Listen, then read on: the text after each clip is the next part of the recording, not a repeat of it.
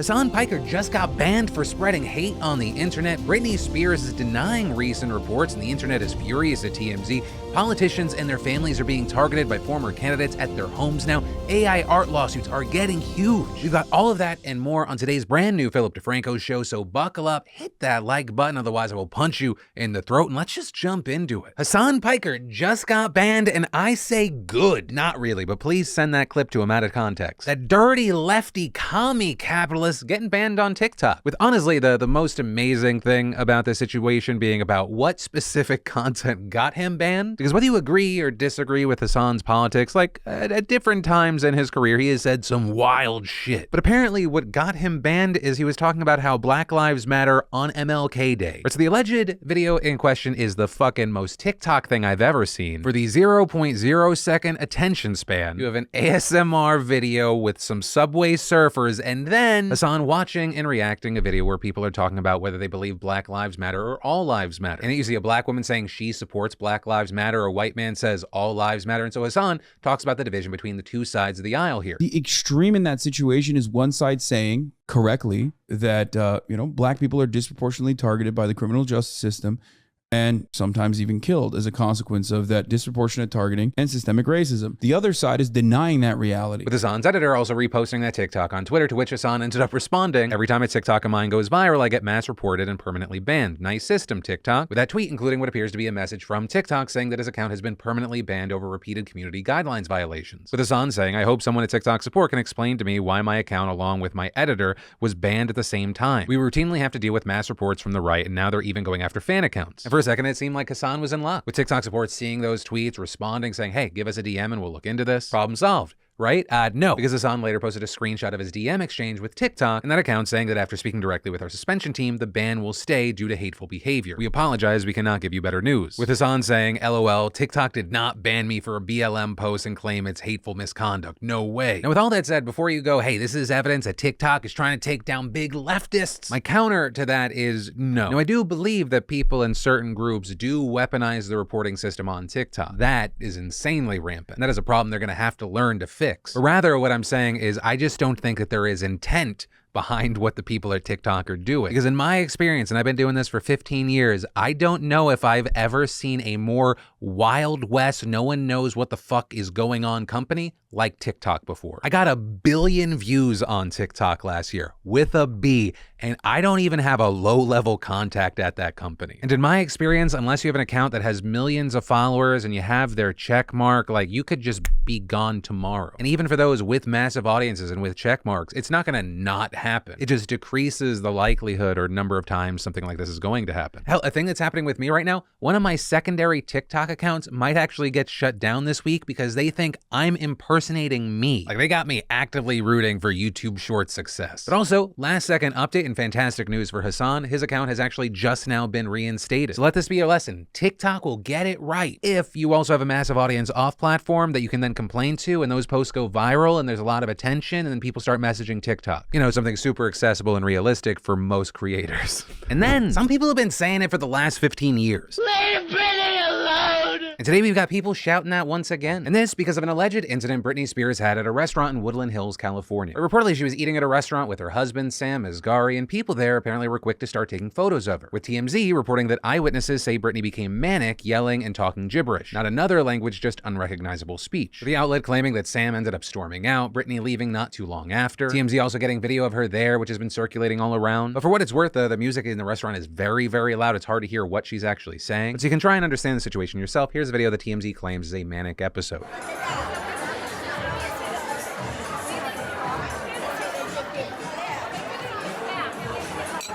She takes the menu to cover her face, kind of a classic celebrity hiding from the cameras move. She appears to be talking to maybe a waiter, but you also can't hear what she's saying. So you had a lot of people that were responding to this report slamming the framing of it, or saying TMZ and people like them are trying to spin this as her being manic without real proof, and saying this seems like a setup to make her look crazy, that the video shows nothing. Others also saying things like, someone filmed Britney without permission in a restaurant and sold the footage to TMZ. Have we learned nothing from what this woman went through in 2007, 2008? She's not just here for your fucking amusement. She deserves to be able to go out without people gawking and filming. And actually at this point, both Britney and Sam have responded about this whole situation. Brittany first posting a video of her dancing and giving the middle finger, also writing on Instagram that she was, quote, a little drunk at the restaurant and slamming the press for following her every move and adding, I'm so flattered they talk about me like a maniac, then have the balls to talk about all the negative things that happened in my past. I know y'all are rooting for me and all, and make sure you check out the shocking Shrek picture of me. With that, likely referring to this unflattering photo someone took of her that was spreading around the internet. Sam also giving a statement to TMZ where he said he didn't storm out of the restaurant, saying that he just went out to get the car so they could get out of there, and saying that the whole situation didn't go down like it was reported, that she was just frustrated that so many people were filming her. When you sit down to have a meal and people get their cameras out and start filming you and stuff, it's disrespectful. And saying this is something that comes with fame. You also had an employee at the restaurant confirming a lot of this to Page Six, saying the disruptor wasn't Brittany, it was the diner who taunted her by taking a video without consent, and saying Brittany was just understandably upset. With people responding to all of this by further slamming TMZ, saying how odd, some random person at a restaurant wasn't able to accurately diagnose Britney Spears simply by eavesdropping on her dinner from afar. It's almost like you had ulterior motives in sharing this completely unsupported and false information. You even have some people going as far as to accuse TMZ of doctoring the video to make Britney sound less coherent, but right now that's just unverified speculation. Though others adding the criticism should also be directed at whoever filmed her in the restaurant. And personally, I'm on the, yeah, fuck TMZ and the person that filmed Britney train. Because here's the deal, I agree with outlets like Cosmo that have written things like, the truth is none of us know what is happening with Britney Spears right now. What we do know, however, is that her mental health has previously suffered because of having her privacy invaded and being hounded by the press. So isn't it time the likes of TMZ backed off and refrained from using words like meltdown? But also with that, I genuinely don't think TMZ and places like that are ever going to fucking stop. And why would they? They went from a day where they weren't going to have a post. No news to cover, what to do? Well, let's report this inconclusive, unsubstantiated thing. Because not only do we get to get that post and that attention and that monetization, TMZ is then pressuring the subject of their unsubstantiated piece to respond and give them another article to report. They are creating, out of almost thin air, their own news cycle. And that ain't new. That's been the strategy. They've just framed it differently over the years to shield themselves from as much criticism as they used to do, like when they fucking live stream Britney Spears having a breakdown. And then, it's a new year, but I'm gonna remind you beautiful bastards again, cybersecurity is a must. You know, the majority of account hacking happens via credential stuffing. I suppose you've used your usual email address and password on a website that wasn't maintained or got compromised. Boom, your username and password could end up on the deep web or hacker forums. So how can you help protect yourself? Well, setup question. That's where our fantastic partner and sponsor of today's show, NordVPN, or more directly, nordvpn.com/Phil comes in. You know, when hackers get your information, they can take over your username and password to get into other websites like Facebook, Amazon, Netflix, and more. So also, if you've used the same password for all of your websites, they might succeed and get into your account. And so NordVPN can actually alert you if this happens when you turn on Dark Web Monitor. And be sure to use a password manager like NordPass to generate strong, unique passwords and always have them at your hand without actually having to remember them. So get protected. Go to nordvpn.com/Phil to get a huge discount off a 2-year plan plus a free additional month, and it's a good deal you shouldn't pass up. That's nordvpn.com/Phil. It's all risk-free with Nord's 30-day money-back guarantee. And then, an ex-GOP candidate in New Mexico was arrested this morning for allegedly orchestrating drive-by shootings targeting Democrats. So the man in question is Solomon Pena, who lost an election for a state house seat by a landslide this fall, losing by more than 73% of the vote. And now, according to the Albuquerque police, Pena was the mastermind behind a conspiracy where 4 other men shot multiple rounds at the homes of 2 county commissioners and 2 state legislatures from December 4th to early January. Police saying Pena paid the men cash and sent text messages with addresses where he wanted them to shoot at the homes. And allegedly, he was even present in the car at the last shooting, which targeted a state senator, and even attempted to shoot an automatic rifle, but luckily it malfunctioned. But also the other man he was with still successfully shot more than a dozen rounds from a handgun, including into the room of the lawmaker's daughter. And while it seems pretty straightforward with Pena, authorities say it's currently unclear if all the hired gunmen knew that the targets were elected Democrats. Reportedly, the investigation is still ongoing. Some of those involved have reportedly already been arrested. Also, the good news being reported is that despite so many of these shots actually making their way into the homes, no one was injured. But that also should not distract from how insane and scary this is. The only reason this is going to be an even bigger story with more staying power is because the hired shooters failed to hurt or kill anyone, which is why it is such a key thing to take away from this. As far as motive for this, Albuquerque Mayor Tim Keller confirmed in a statement that these shootings were indeed politically motivated. I know, shocking, except to anyone that's fucking paid attention to society over the last however many years. With people noting he kind of seemed re-amped up by Trump's decision recently to announce his 2024 run. With Pena tweeting at that time, Trump just announced for 2024, I stand with him. I never conceded my HD14 race. Now researching my options, which now, I guess, included Pena paying people to shoot up Democrats' homes? Or because as far as why he targeted these specific officials, a police spokesperson claimed that after the election, Pena visited the homes of 3 county commissioners and one of the state senators that he targeted. And there, he complained about his election loss, claiming that it was rigged, and tried to get them to sign paperwork claiming that there was fraud. But of course, they all declined, and the spokesperson said they even got into quite an argument with one of them, and adding that the shootings happened shortly after, which kind of suggests why they were targeted. Which is why with this, we saw Mayor Keller describing Pena as a right-wing radical and an election denier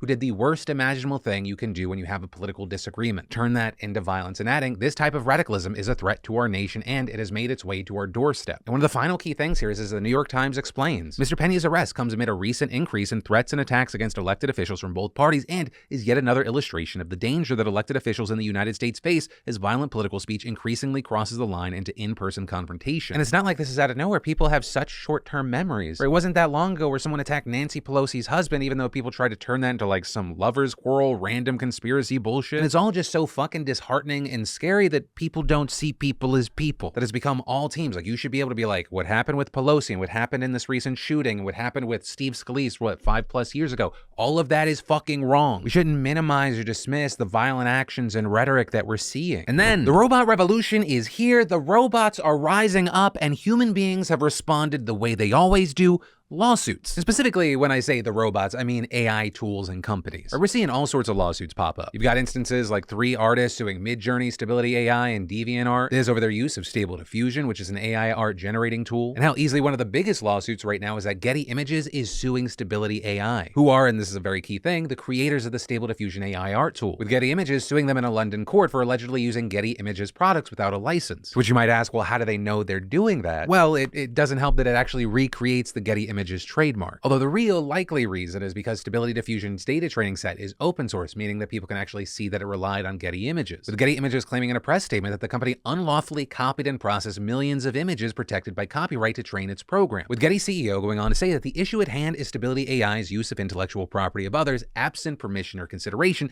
to build a commercial offering of their own financial benefit. And say, we don't believe the specific deployment of Stability's commercial offering is covered by fair dealing in the UK or fair use in the US. And honestly, this isn't too surprising. Right? Anyone who has worked in digital media knows there are 2 groups you try not to fuck with, and that is Getty Images and Alameda. You use one of their stock photos without permission, and you're likely going to get slapped with a copyright claim, even if it's fair use. And while the full details of this lawsuit are still private, when asked what Getty Images wants out of this, the company CEO made it clear that it wasn't about damages or stopping AI art. Instead, saying he wants a new legal status quo, and adding, I think there are ways of building generative models that respect intellectual property. I equate this to Napster and Spotify. Spotify negotiated with intellectual property rights holders, labels, and artists to create a service. And so while we wait to see what courts think about all of this, as far as the court of public opinion, these new lawsuits, they bring back to the forefront the ongoing conversation about whether AI art is theft or at least partly relies on theft, which a key thing regarding that, Stability AI is trying to offer a solution that might actually work for everyone, saying now it's allowing artists to opt out of having their art used as a training model. And that's actually something that you can verify, as their data set is open source. So of course you have people saying, well, it should just be opt-in. But for now, in general, we're gonna have to wait to see what happens with these lawsuits, which, like I said, there are many, but I think the one that stands out the most is Getty Images, because they have a war chest and the ability to really put the pressure on them. And then smoking is now banned in public places like hotels, beaches, and parks in Mexico. This ban just went into effect on Sunday, and coupled with a previous ban on smoking in public indoor places like restaurants and bars, that means there is a near complete ban on smoking outside of private homes. So some key details. The law is part of the general law for tobacco control reform, which notably includes a total ban on the promotion, advertising, and sponsorship of tobacco products. We've also covered some other provisions in the past, things like upcoming restrictions on the sale of e-cigs and vape. So this change puts Mexico in a small club of countries with extremely restrictive smoking laws, and by far the most strict in the Americas. This is going to affect tons of people. Mexico has a population of like 129 million, and about 16% of them smoke. It's meaningful because you're talking about tens of millions of people, but also kind of not that many. Like, if you compare Mexico to other Latin American nations such as Bolivia and Chile, their numbers are wild. Nearly 40% of those populations smoke. Now, while Mexico's changes have been widely praised, there are some concerns among citizens about how effective this is actually going to be. With one of the biggest concerns being that the law is just going to be widely ignored by corrupt cops and may not actually curb smoking, as those who want can still do it at home. But to that point, I mean, I'm super anti-smoking tobacco, and I'm even against a ban of smoking cigarettes at home. But for now, we're going to have to wait at least a few years to start seeing the longer term effects of this ban. But I do hope it's effective, because I mean, smoking, I don't know if people know this, it's still the leading cause of preventable diseases in most countries. And that brings us to the end of today's show. Be sure to jump into those comments, let me know what you're thinking about today's stories. Also, get more news you need to know if you missed yesterday's show, or check out this bonus video. But that said, as always, my name's Philip DeFranco. You've just been filled in. I love yo faces, and I'll see you tomorrow.